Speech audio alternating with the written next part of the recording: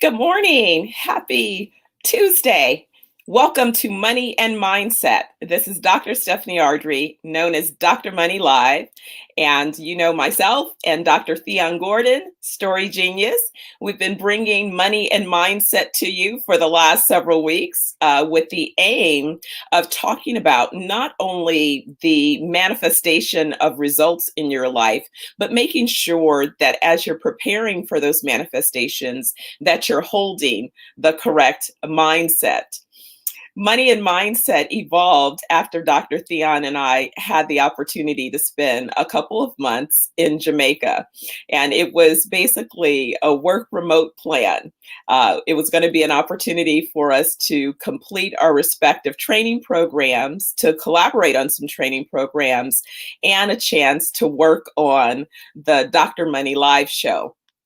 And so in this process, we discovered that at the conclusion of the first 2 months that I wanted to stay a little bit longer. So Dr. Thyonne and I agreed that we would launch this show to sort of recap some of the things that had manifested along our journey, but also to create an opportunity to have sort of this accountability partnership so that she could pay attention and make sure that I was doing what I was supposed to do while still in Jamaica. So I'm going to bring in Dr. Thyonne so that we can say good morning and start our conversation. And then we have an amazing special guest that I will also introduce you to shortly. So good morning, TG. How are you? Good morning. I'm doing pretty good. Pretty good. How are you? I'm good. I'm good. Really excited, excited that we're moving closer to the conclusion of a year. That means we could close the chapter. Yeah, that's exciting. It's so exciting to be getting to this initiation period of all the wonderful things to come. I had a little technical difficulty this morning, so I'm like, don't initiate me in with technical difficulty. Let's just get this show on the road. No. So how you feeling today? You still in Santa Barbara? I am still in Santa Barbara. I got a little achy bursitis arm, but other than that, I'm doing okay. I'm pushing through without putting any pressure on it. So okay. Yeah, doing great. I'm excited about our guest today. Sounds like he's got some very good information for us. Oh my goodness. I have to tell you. So the first year that I took Sterling to Sundance, we were just sort of running around trying to make connections. And there was a gentleman that I had been introduced to by the telephone, but we had never met in person. So finally, we were like, okay, we're up in Park City. Let me see if I can reach this guy. So I call him. He's like, yes, we're all gathered over here having breakfast. Get here now. So we race over to the group and we enter this group of, powerful minds talking about opportunities. Everyone's welcoming, just invite you in, have a conversation. And it was just not only I'd say the caliber, but the character of the assembled group was really about, hey, we know something. We're going to share that information with you. We were trying to get our feel. Sterling wasn't quite 21 yet. So there was things that he couldn't do. So we were trying to navigate our way through Park City. But after that point, we stayed in contact. And in fact, I've been able to watch from afar some of the work that Sanyika does. And so he calls himself, his name is Sanyika, and his goes by the Firestarter. And I like that. A powerhouse motivational speaker who really empowers and trains men. And I think that we've been talking about mindset, and we certainly have talked about mindset from our standpoint. Mm-hmm. We know that there is definitely a mindset required for men. And there's a need for men to be strong and powerful and to have those conversations and that guidance that another man can bring into the conversation. So I was trying, I'm going to have to play this after the fact because I couldn't get it embedded yet in the series. So I'm going to tag it to Facebook page. Oh, you couldn't get it, play it? You couldn't play it? I was trying to get it. His opening video is awesome. So I'm going to literally tag it on Facebook. There's no way to do a share screen on this one, sort of like Zoom, I guess. I will take one more chance, but I'm going to bring Sanyika into the conversation. How are you, sir? How are you? Good morning. Good morning, ladies. How you doing? We're good. Doing great. Now that we have this Firestarter in the room, it's nice and warm and ready. We're ready to start some fires. Look, I could use a Firestarter right about now. It's freezing in Vegas.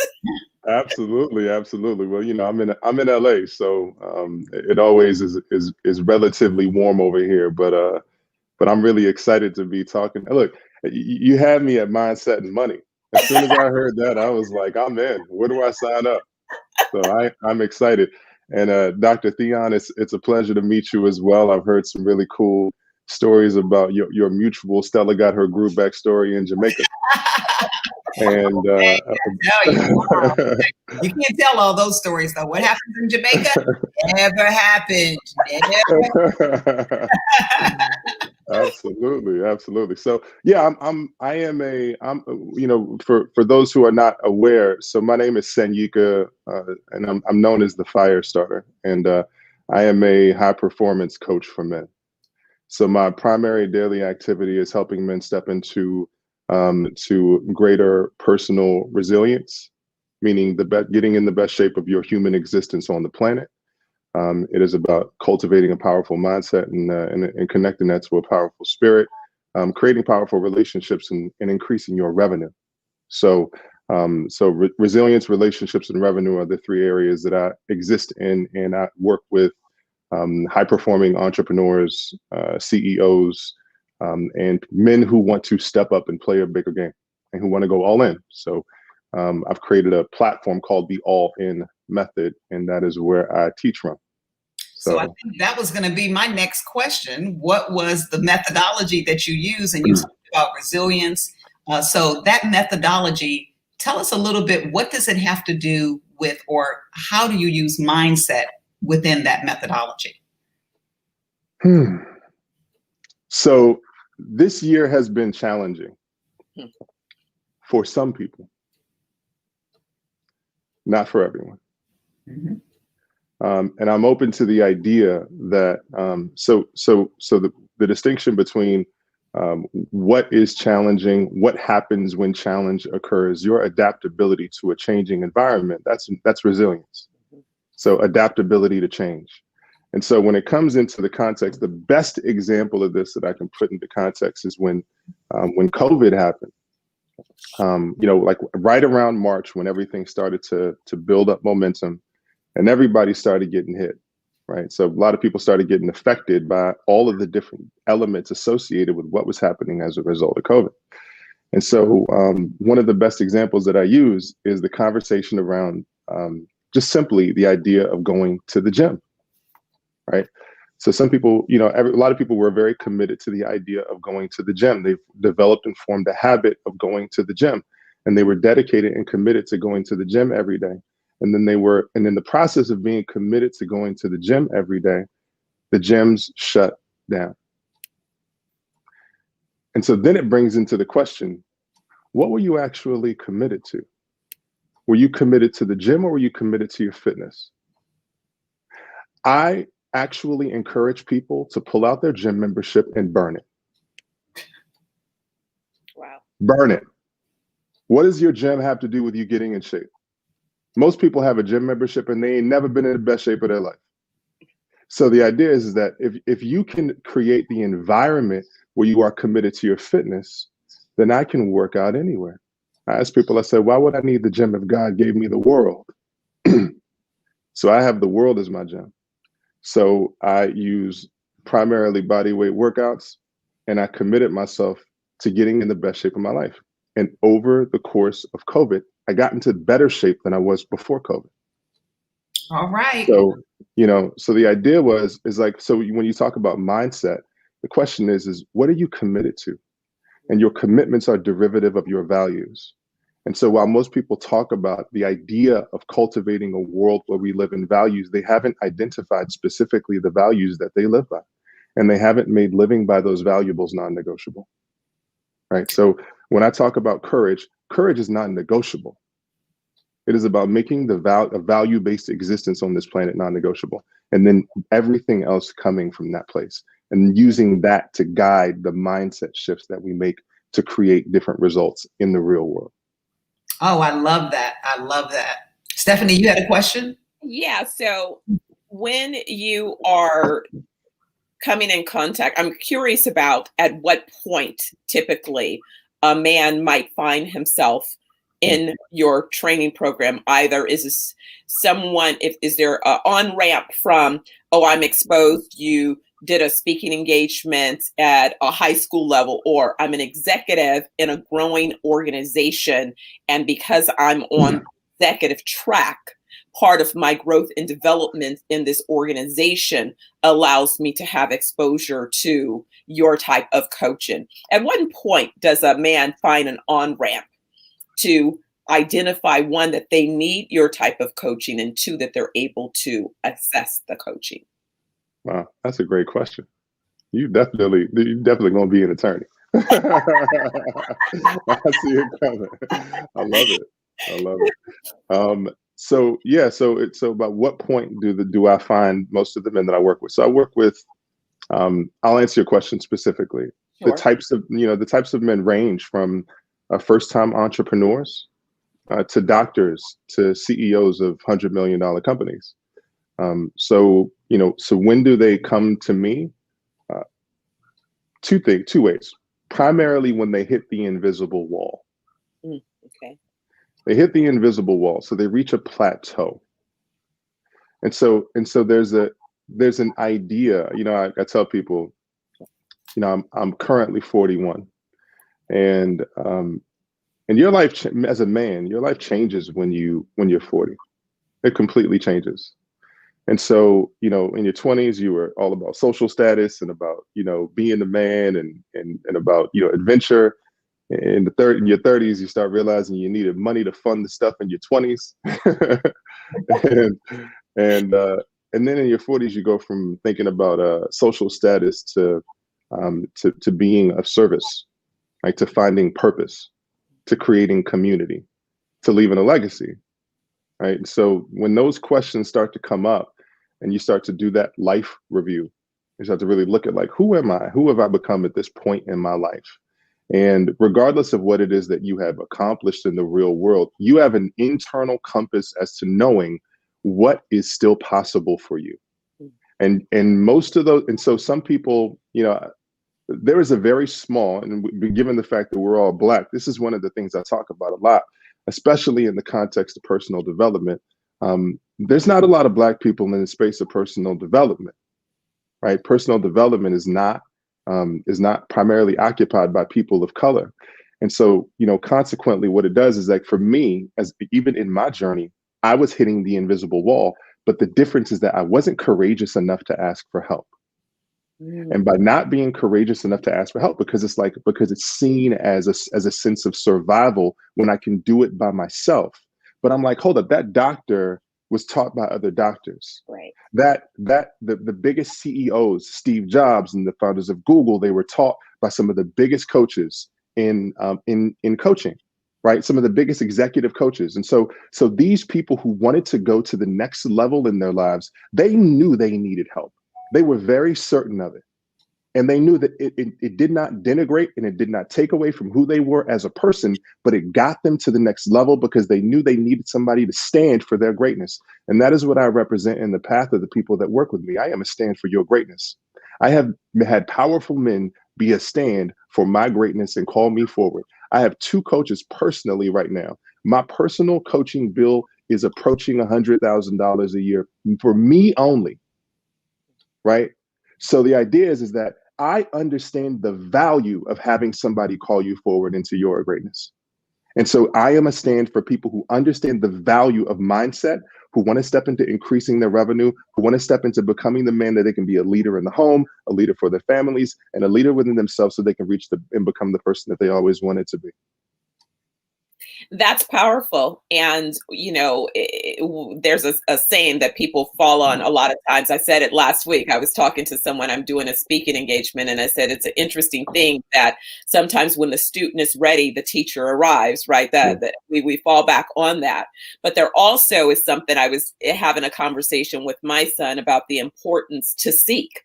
To ask, seek, and find. And I was explaining to him that earlier in my journey, although I had accomplished a level of significant success, I still struggled with this idea of asking for something that I thought was personal to me.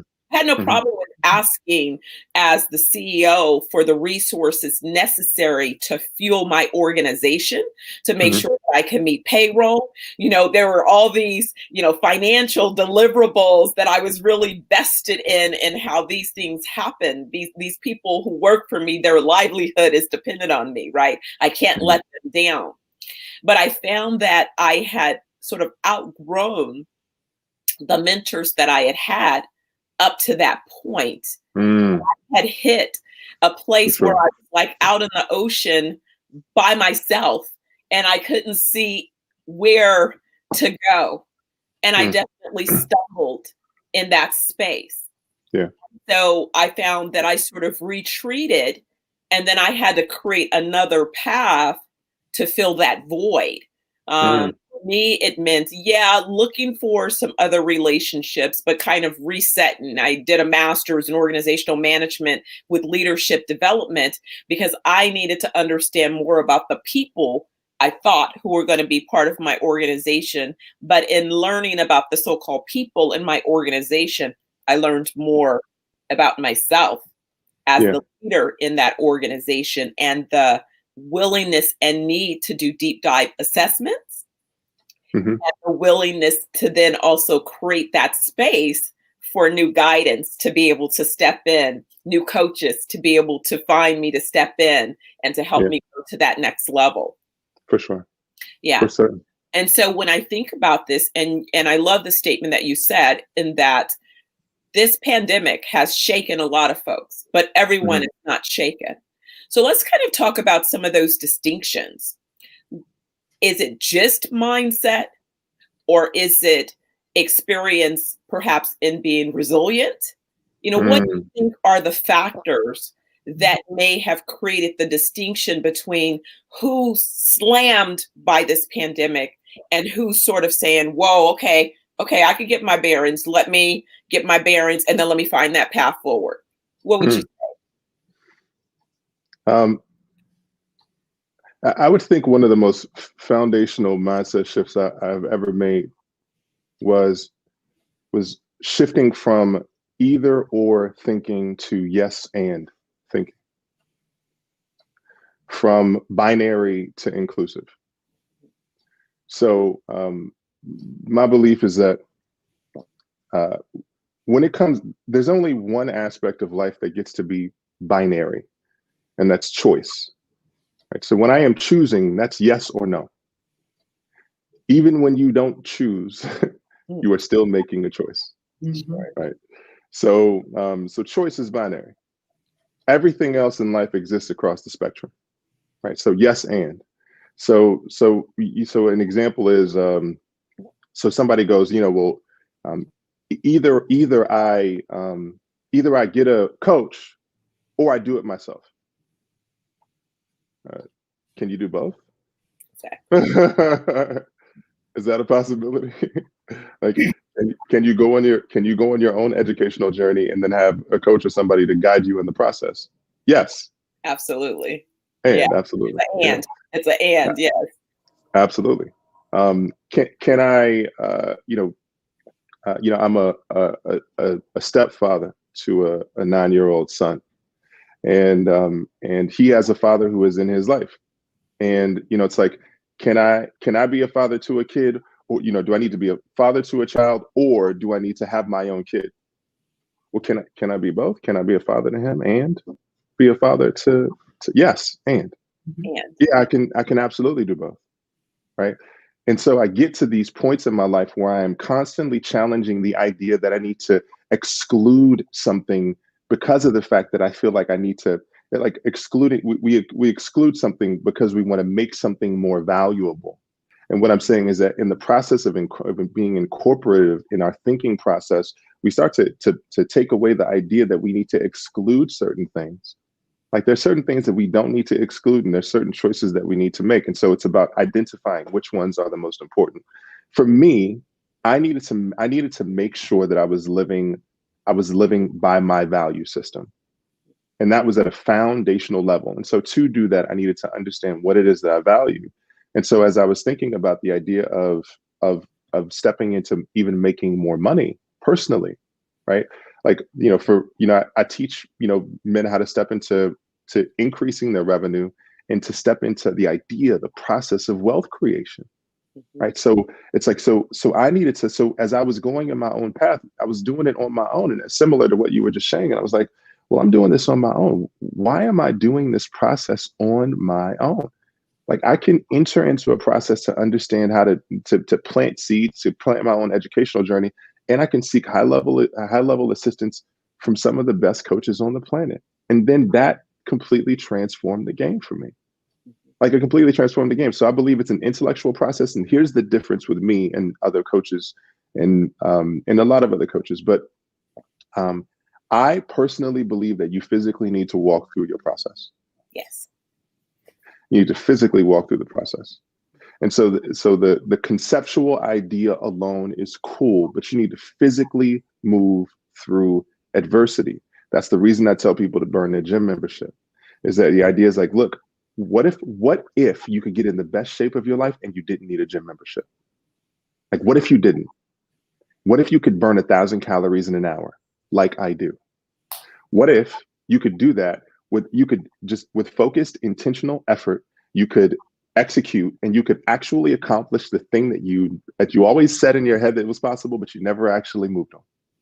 Like these are the opportunities that I like to be able to create. And so it just becomes a game. It becomes a game of exploration. So it's a process of intellectual understanding of educating, and a process of physically doing. Right. Yeah. It's amazing because sometimes people want to take the easy button. And I see it a lot, it's microwave, right? Let me see it on YouTube. This is a quick answer how to solve this particular program or process that I'm trying to address. Or, oh, so-and-so said this, so I got those sound bites. So let me take those sound bites. And it's like, well, unpack those sound bites. What is the work, right? Because there's some work that has to be done. And I know that that's definitely a lot of my style. I think when I'm working with clients, when I work with business, is I tell people on the front end, I'm not going to just give you a great strategy and walk away. I'm going to be right there rolling up my sleeves, helping with the execution, because I know how this works. And guess what? Because I can fix it with you real time. We can build this plane while we are flying, as long as you know that I'm dedicated to that and I'm able to help. We might have to pivot or fix real time, and so I know this process that well, that intimately, that I can be willing to be in the fight with you in the trenches. I don't need to just stand back and let me check my reference, let me check my notes and see what we should be doing, from that intellectual level. This is what's happening right now. Let's actually get it done. And that's for sure. Stephanie, I think when you're talking about Stephanie, Dr. Money, and the Firestarter, I think the key is you guys are talking about these accountability partners, having somebody that stands in there with you in the gap or stands for you. Sanyika, I'm curious to know a little bit more about your story.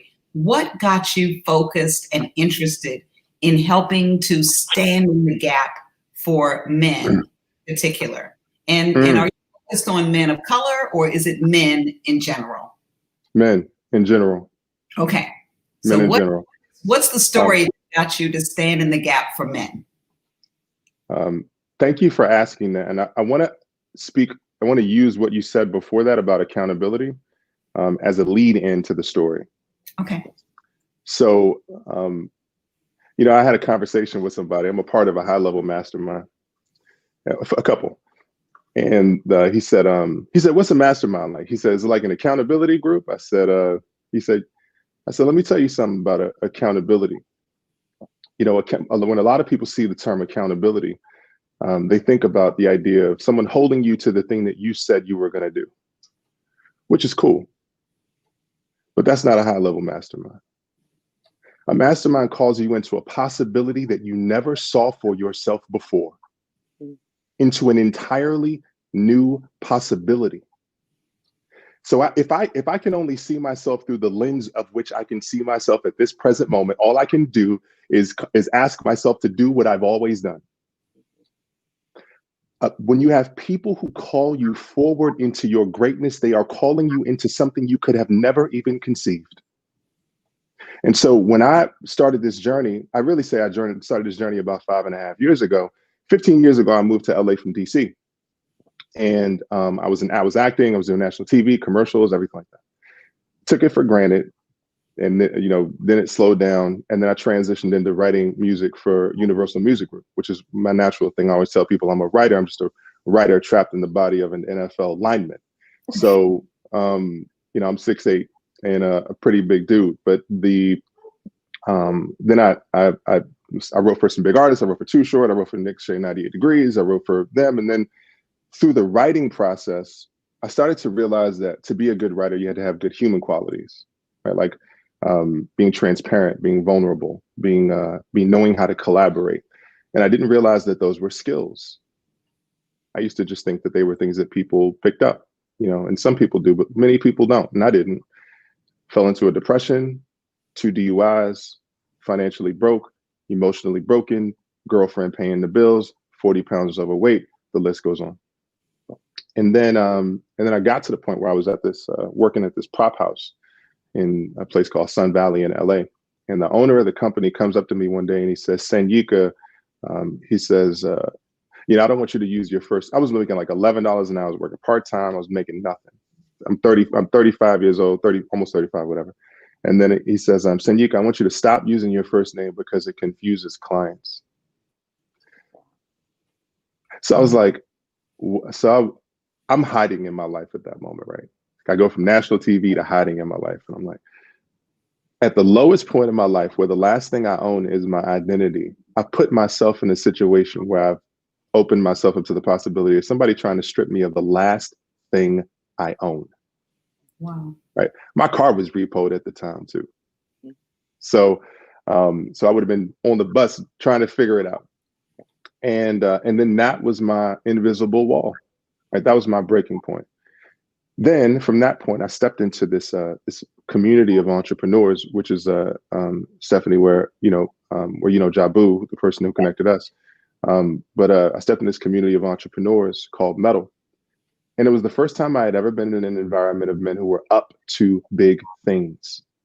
Right. It's like imagine like a TED Talk every Saturday with men who are trying to up-level themselves in business and in their lives. And so I stepped into that environment, and Les Brown has a quote. He says, sometimes you need to believe in somebody else's belief in you until your belief is strong enough to kick in. Amen. And when I walked in that room, those men in that room saw something in me that I could not see in myself. And I didn't get it. And I rejected because I was in such a habit of rejecting praise. Here's another mindset shift for people. So I was in such a habit of rejecting praise. So people would be like, oh, you're handsome. Swipe it away. Oh, you're talented. Swipe it away. Right? I'm swatting it. I played basketball at the University of Maryland. I was blocking, receiving value. But what was happening is that at the same time that I thought I was being humble, I was rejecting my gift.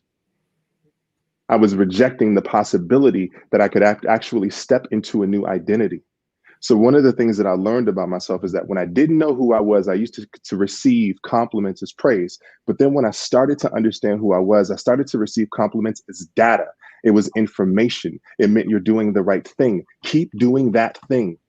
That's what it was. Affirmation. It was reaffirmation over and over. It was like, hey, this is something that you should do. No, seriously. This is something that you should do. No, seriously. this is something that you should do. Wow. And then all of a sudden I start to get it.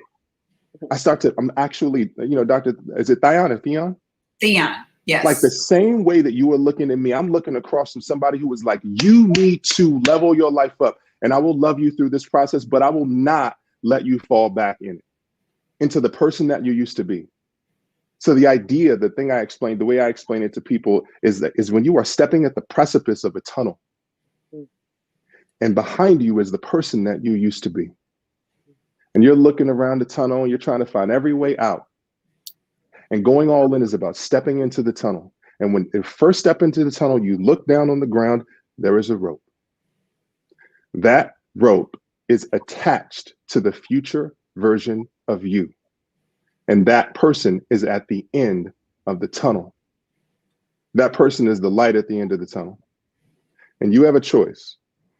You either pick up the rope and move with incremental progress to become the person that you always knew you could be, or you go back to being the person that you always used to be.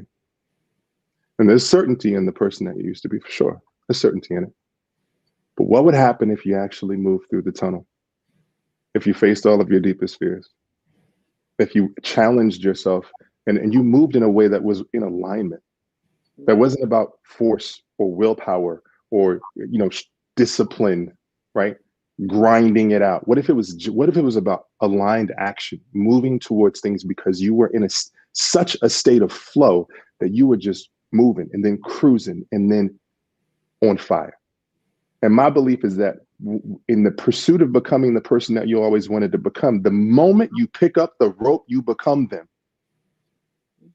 It's not about reaching the end of the tunnel. As soon as you pick up the damn rope, you become that person. That is what the opportunity is. And so as a result, just to wrap this up, the people that stood for me, and when I tell you they stood for me, they didn't just like, this wasn't just like, hey, you're gonna, you can do good things. This is like, hey, look, I'm going to invest my time, energy, resources, and effort into helping you get out of your shit so that you can be a stand for other people who want to do the exact same thing. And I'm not going to stop until I see you step into your greatness. So those are the kind of people that I've had who were on the other end looking at me the same way that both of you are looking at me. And that is the exact same stand that I take for other men as well. Yeah, and metal is powerful. I can't believe I forgot to mention that metal as a group. I found myself just definitely intrigued by the men. On occasion, they have a visit day where the ladies can come in and join, and you just feel the energy in the room. I mean, you feel that not only are these men passionate about what it is that they're up to and they're standing for, that they're consistently taking those stands. It's not, oh, we get together at this point and then we go off and disappear. Mm-hmm. There is definitely, you feel the energy of this is a commitment. Yeah. I follow Ken, you hear him daily in his conversation, his tweets pop up, it's like, it's the same progression. It's not just, oh, we were doing a show on XYZ day and we behaved like this because we had a few guests in the audience. So I could just imagine what this must be as an ongoing forum for men. I wish that there were a similar space that women would advance to occupy. I think it's happening. I think it's possible, but I'd love to see, that type of powerful organization taking a stand in a way that's about helping, because that's just it. Sometimes somebody sees something that you can't see because we all have blind spots. Yeah. But there's a point of trust. So how do you know to trust this person that's saying they see something that you haven't seen? Because that requires vulnerability. Yeah. That requires tell me, what is that evolution? What did that require for you to finally stop swatting away the adjectives to kind of going, wait a second.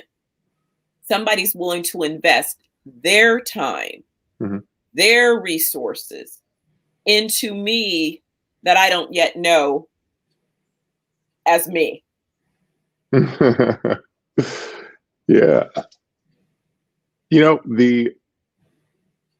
I think one of the pivotal moment is when I started getting really honest with myself. I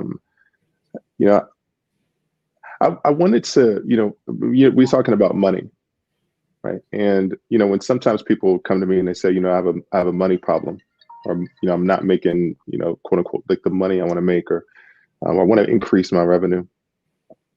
And for the very first thing, when we get to approach money, and I'm not sure if you all experience this, but we have to be honest about the idea of the fact that we want to make more money, and not necessarily just improve in the space of where you are at, meaning like, oh, well, I want to increase the amount of money that I make at my job, right? But the idea of like literally looking at yourself and saying, I actually think that in the next 5 years, I want to be in a space where I'm making about $10 million a year. Right. And I have I'm saying these as random goals. I mean, like my personal 10-year exit plan is to exit my company for $250 million and to create 250 first-time millionaires in the same process. Right. So, and so that's, so we have to step into playing a bigger game, right? The idea that we could play a bigger game. And then after we play a bigger game, then the idea is like, well, if I play a bigger game, that means I need to do more work, right? I just had a conversation yesterday with my team, and this guy was asking me, he was like, one of the things about money is that one of the fears that many people have about money is that if I want to make more money, that I need to do more things to make more money, right? And so I told them, I said, look, man, they said, what's going to be the difference between you 10xing your business between now and next year? I said, it is cultivating a team where I can solely operate in my zone of genius. Where if you send me a link to the back end of a website, I'm going to send it back to you. Period. I will send it back. If you send me the instructions to fix the back end of a website, I will send it back to you. Right? I need you to do it. Right. Right. So me operating at my highest clip is me being in conversation, is me being able to present the information and what it is that we're teaching. Like one of the programs that we're launching in, as the core foundational program for the all-in method is called 2190. The idea is like it takes 21 days to break a habit and it takes 90 days to create a lifestyle. So, in 21 days, you can break the habit of being you, and in 90 days, it takes to create a Firestarter. Nice. So the idea is it's a journey through food, through fitness, through all of those different things that are, that we have been in these invisible prisons around. So it's incorporating all these different things. And I'm like, look, we got to get this message out. I will be the messenger for what it is that we are issuing. You handle managing these projects and make sure that these things get done. You make sure that we are dealing with the technical aspect. You make sure that, and so basically it's about assembling the right team. And then who do I need to be to lead the team? Because then that becomes the question. Who do I need to become to be a leader of a team? And I need to make sure that I have the right emotional tools, the right physical tools, the right vision to be able to assemble and to lead a team to make sure that we can get to our designed outcome, our optimal desired outcome. Because that's the primary thing that we're doing, is that so stepping into your greatness is like, hey, what is my greatness? Oh yeah. What's my zone of genius? Right. Right. I'm not sure if you experienced that, Dr. Thyonne, but the idea is like that level of evolution is what I've been able to step into. I love it, and absolutely. I think your messages that you've given us today, in terms of when you hit that invisible wall, it's sort of like, okay, you hit that wall, that's when you get to a point where you're going to have to change or be adaptable within that change. I love you're talking about the adaptability to change, and then figuring out what is possible for you. And you may not be able to see all the possibilities that are for you. But when you find the right resources, the right mastermind group, not just somebody who's going to be accountable with you to make sure you go to the gym, but somebody who's going to make you burn that gym membership and say, you can do whatever it is you need to do. You just need to go and do it. If you need to, and I love that analogy because I do that now, that I use nature to do my workouts and everything, and just absolutely love doing that. And I still miss my gym because I miss the people. But sure, right. I found new people. I found some forest people. So the hiking. I also love the message that you shared with us that the only choice that's binary, only when you make choice is it binary. Everything else can be either or. It doesn't have to be either or. It's yes and.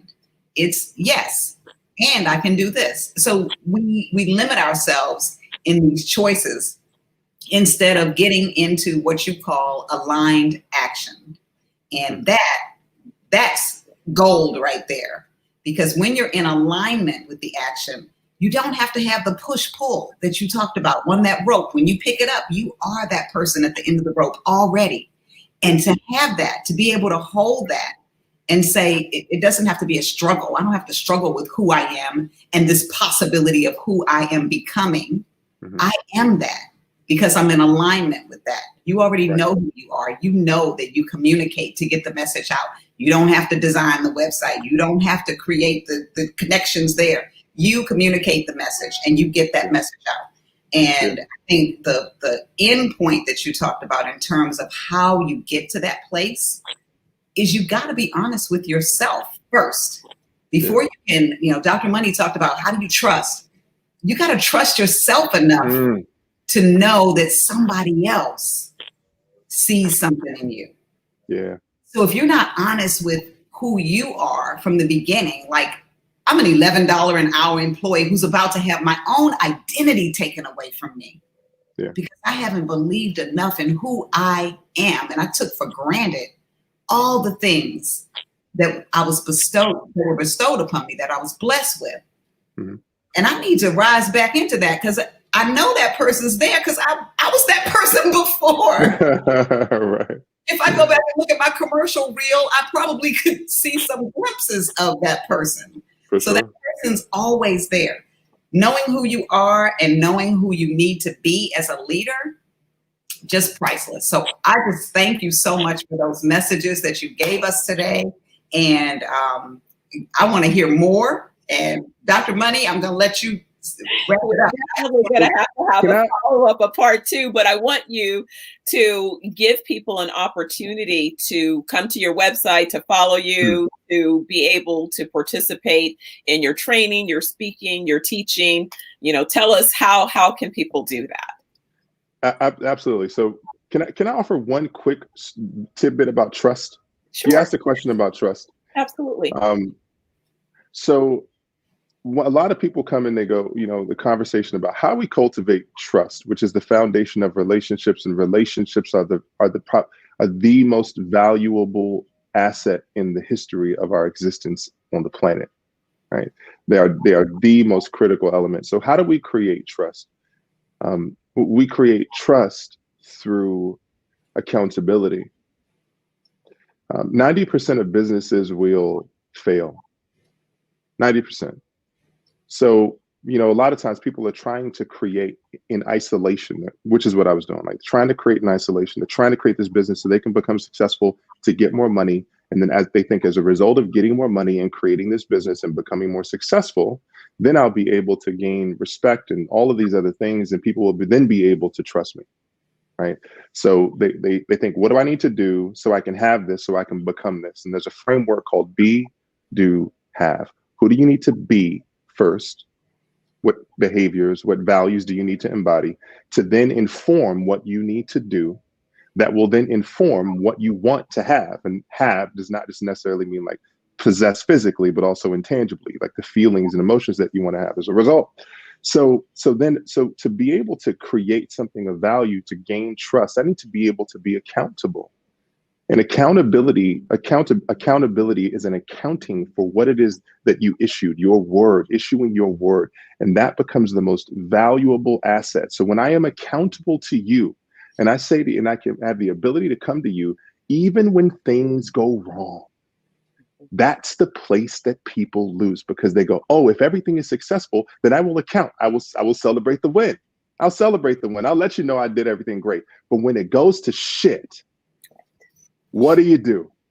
When the 90% of businesses fail, what do? What you don't understand is because you don't have the long vision, that when you show up in your shit, when things don't go the way that you expect, when things don't go to plan and you are accountable, you are building a greater form of trust. And trust becomes the highest point of leverage. As a result of building trust in adversity during environments where things don't go to plan and you still showing up, people invest in you at a higher rate. They invest in you at a higher rate. So they will actually invest more money in someone as a result of you showing up when things go wrong, as opposed to somebody who hides as a result of things not going to plan. So when you are accountable to yourself, accountable to your word, accountable to your commitments, accountable to your people, that is one of the highest things that you can do to create trust, which then you can leverage into anything that you want to create. So if you ain't got money, you can cultivate trust. And the way that you cultivate trust is through being accountable. Thank you. You can hit me up at Firestarter Live. We love it. We love it. Firestarter Live, is that what it is? Firestarter Live, hit me on Facebook. The All-In Method will be live on Monday. Stephanie, we'll share that. Let's hold on sharing that intro video. We're doing a worldwide launch of that on Monday. Okay. But Dr. Thyonne, I'll send it to you so you can check it out. But yeah, the allinmethod.com, Firestarter Live, or just hit me on Facebook. You know, I'm an accessible guy who's a reachable dude. So reach out to me and then we can communicate from there. Thank you so much. Close it out. All right. We appreciate you for joining us this morning. I think the importance of all, men, women, all humanity needing to step into their greatness and knowing that there's a possibility. A lot of times when chaos or what appears to be devastation is happening, there's also an equal opportunity for invention, reinvention, recasting, recreating. And we're also at the time of the year where people are thinking about, okay, if just 2020 can end, and I'm saying, well, yes, 2020 is going to end, but wouldn't it be great to have some plans in place for how 2021 can begin, right? Yeah, for sure. Do the work early. So that's what this conversation has been about. And so we want to thank everyone that's paying attention, that's tuning in. We appreciate your comments and all of those things. And so we'll be back tomorrow, same place, same time. We'll have a chance to do a follow-up. Sanyika, we know that we're going to have to tag you again to have a follow-up conversation. We appreciate the gems that you delivered this morning and shared with us. And so with that, I'm going to say goodbye to everyone. Thank you again for another episode of Money and Mindset with Dr. Thyonne Gordon and Dr. Stephanie Ardrey and our special guest today, Sanyika. Thank you, ladies.